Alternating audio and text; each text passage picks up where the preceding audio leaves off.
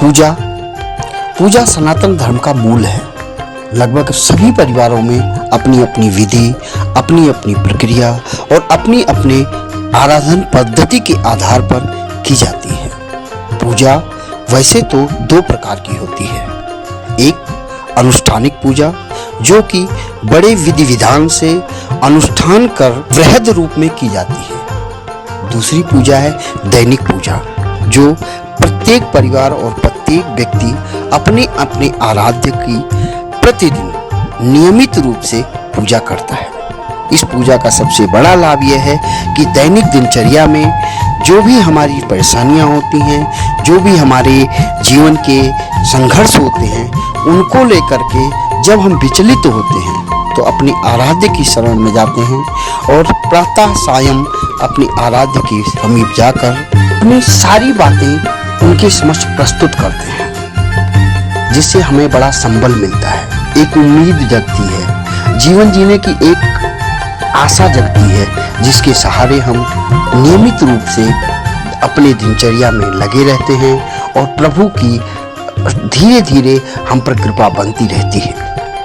आज हम बात करेंगे दैनिक पूजा के कुछ महत्वपूर्ण पहलुओं के विषय में। दैनिक पूजा सभी अपनी अपनी विधि विधान से करते हैं। कई बार अपने आराध्य से उनकी शिकायतें भी होती हैं कि हम इतना नियमित रूप से करते हैं, फिर भी प्रभु की कृपा हम पर नहीं हो रही है। अगर हम गौर करें अपनी दैनिक पूजा में, तो कुछ छोटी छोटी हम लोग गलतियां करते हैं। अगर सावधानी बरतें तो उन गलतियों से बच सकते हैं और जीवन में परम सुख की प्राप्ति कर सकते हैं। कार्य भी सफल होंगे और जीवन भी बड़ा सुखमय व्यतीत होगा। तब हम बात करते हैं कुछ सावधानियों के विषय में। प्रथमतः हमें निरंतरता और समयबद्धता को ध्यान में रखना चाहिए। वैसे भी कहा गया है कि करत करत अभ्यास जड़ मत होत सुजान, अर्थात यदि हम कोई नियमित रूप से अभ्यास करते हैं तो जड़ में भी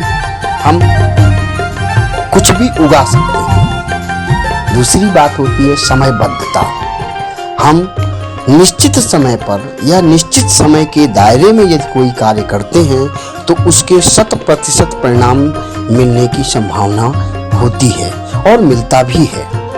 यदि हम पूजा की बात करें तो वस्तुतः सभी लोग अपनी दिनचर्या के हिसाब से ही पूजा करते हैं, लेकिन कई बार हम पूजा को लेकर के प्रतिबद्धता के अभाव के कारण हम जब समय मिलता है तब पूजा करते हैं। अर्थात भगवान की पूजा को हम एक ड्यूटी मान लेते हैं, ना कि अपनी आस्था, जो कि गलत है। हमें पूजा निरंतर करनी चाहिए। जितनी पूजा आप करें, आप थोड़ा करें या कम करें, जितनी करें एक निश्चित कर लें, उतनी पूजा आप प्रतिदिन करें। जिस समय आप पूजा करते हैं प्रयास करें कि उसी समय पूजा करें। आपात स्थिति में आप बदल सकते हैं, लेकिन आपात स्थिति को अपनी आदत का हिस्सा ना बनाएं। यदि समयबद्ध तरीके से और निरंतरता के साथ में आप अपनी दैनिक पूजा करते हैं तो बहुत सारी आपके जीवन की परेशानियां स्वतः ही दूर हो जाएंगी। ये प्रयास करें कि अपनी पूजा नियमित रूप से करें और जिस समय पर आप पूजा कर रहे हैं उसी समय पर करें।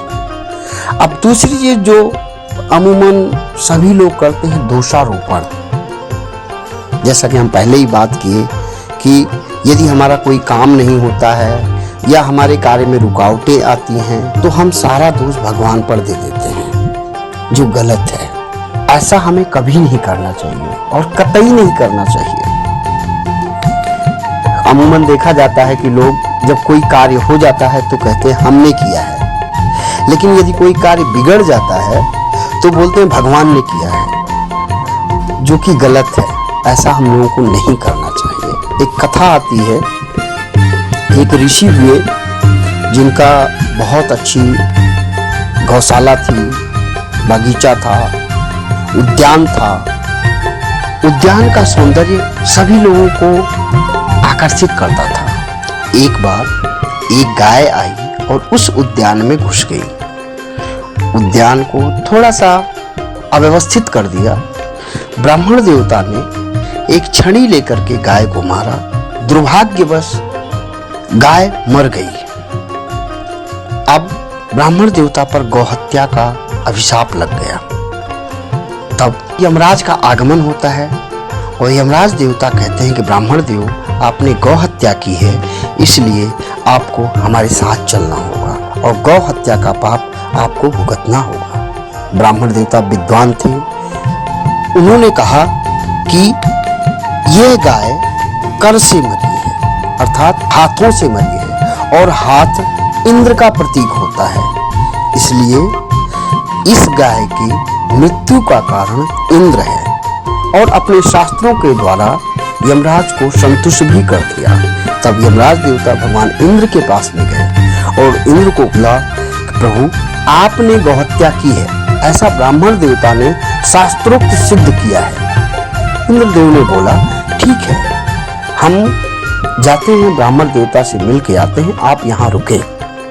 इंद्र देवता आते हैं, ब्राह्मण का रूप धारण कर ब्राह्मण देवता से मिलते हैं और कहते हैं कि आपका उद्यान अति उत्तम है, सौंदर्यपूर्ण है। उद्यान की बहुत तारीफ करते हैं। तब ब्राह्मण देवता बोलते हैं, हमने वर्षों की मेहनत के बाद यह उद्यान तैयार किया है, हमने अपने हाथों को इसमें घिसा है, इसलिए यह उद्यान बना है, एक दिन में यह उद्यान नहीं तैयार हुआ है। तब इंद्र स्वरूप ब्राह्मण देवता ने कहा कि प्रभु, यदि आपने अपने हाथों से उद्यान को तैयार किया है तो इन्हीं हाथों से आपने गाय को भी मारा है। आप खुद निर्धारित करें कि यह उद्यान आपका है। यदि उद्यान आपका है तो गौहत्या का पाप भी आपका है। यदि गौहत्या का पाप आपका नहीं है तो यह उद्यान आपका नहीं है। आप खुद निर्धारित करें। इस पर ब्राह्मण देवता लज्जित हुए और उन्होंने गौहत्या के पाप को स्वीकार किया। यहाँ इस कथा को बताने के पीछे सिर्फ इतना ही उद्देश्य है कि हम यदि अच्छे कर्मों के लिए भगवान के प्रति कृतज्ञ होते हैं, तभी हमें अपने बुरे दौर के लिए भगवान को दोष देना चाहिए। इसलिए प्रयास करें कि अपने किसी भी स्थिति को लेकर के भगवान पर दोषारोपण ना करें। भगवत कृपा से ही आज आप हैं। जिस दिन भगवत कृपा खत्म हो जाएगी उस दिन आपका अस्तित्व भी खत्म हो जाएगा। इसलिए भगवान की आराधना करें, उनके चरणों में रहें और उनकी कृपा को प्राप्त करने का सतत प्रयास करते रहें। दो समान देव की मूर्तियां कभी भी मंदिर में नहीं रखनी चाहिए। शास्त्रों में उल्लेख है कि यदि हम दो समान देव की मूर्तियां आमने सामने रखते हैं तो घर में कलह, अनावश्यक झगड़े बढ़ते हैं। इसलिए प्रयास करें कि दो समान देवता की मूर्ति आमने सामने ना रखें।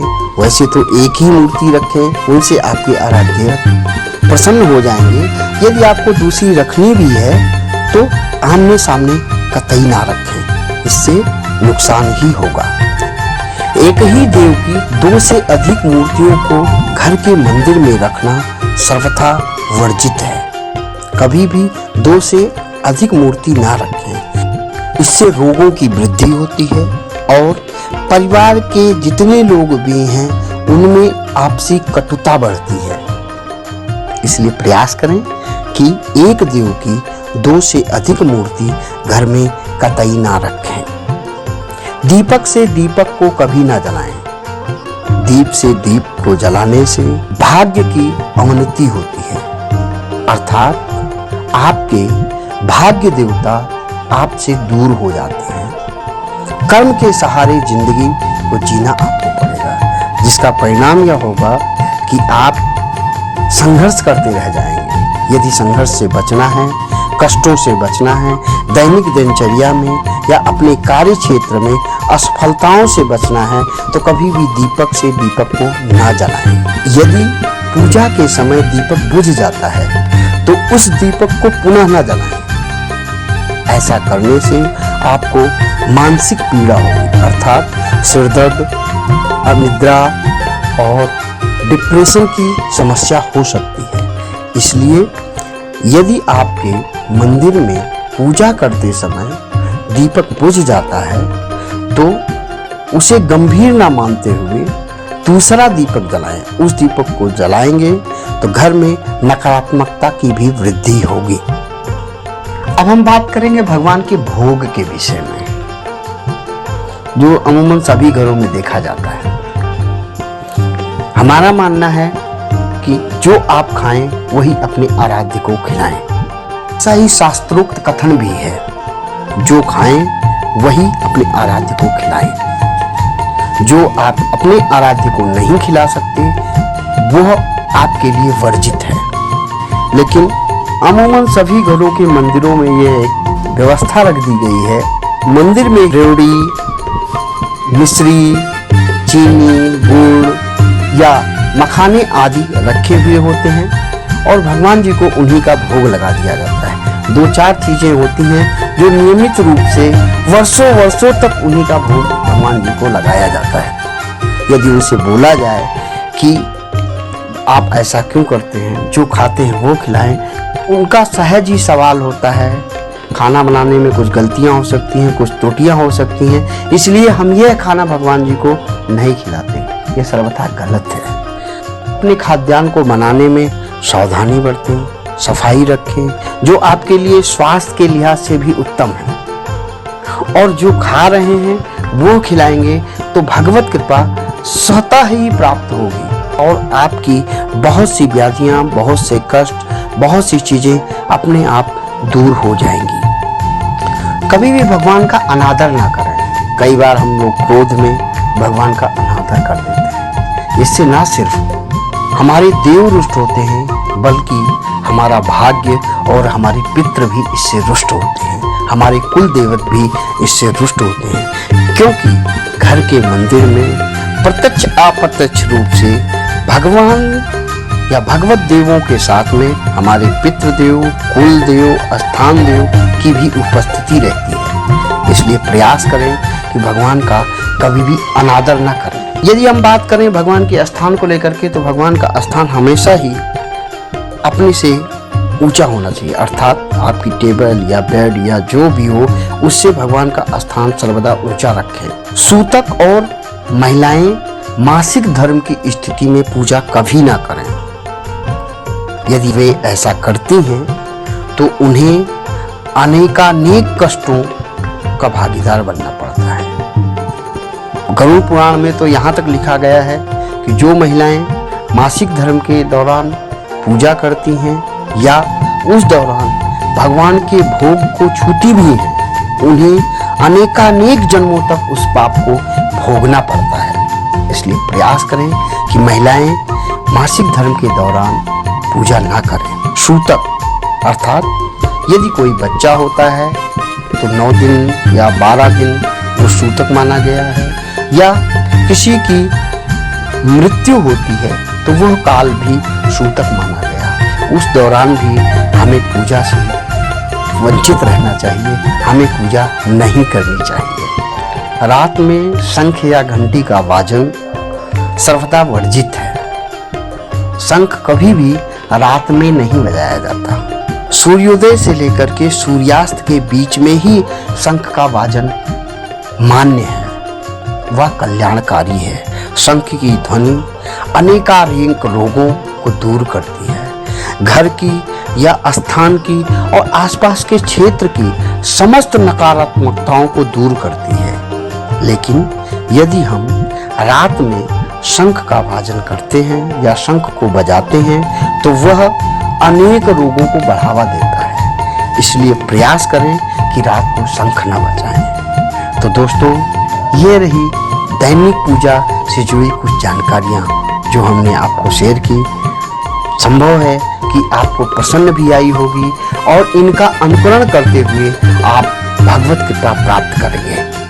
आप हमारे साथ जुड़े रहिए, चैनल को सब्सक्राइब करिए, बहुतायत लोगों में पहुंचाइए, जिसका लाभ आपको भी होगा, आपके अपनों को भी होगा। इसलिए प्रयास करें कि इस चैनल को अधिक से अधिक लोगों में पहुंचाएं। ओम आपका सर्वविधि कल्याण हो, मंगल हो, आप सदैव स्वस्थ रहें, मस्त रहें और व्यस्त रहें।